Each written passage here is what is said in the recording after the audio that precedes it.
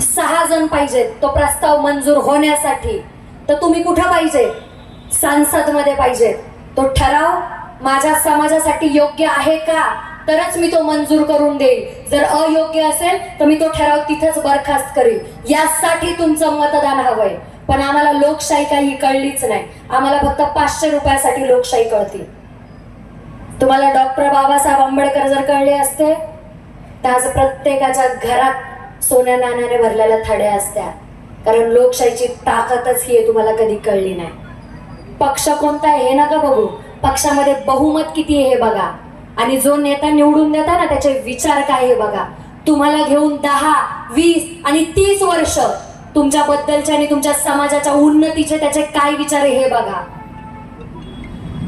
भिका मागत येता आणि 500 रुपयासाठी स्वतःचा स्वाभिमान गहाण ठेवता. छत्रपती शिवाजी महाराज जर कळले असते ना तर कधीच हा स्वाभिमान गमावला नसता.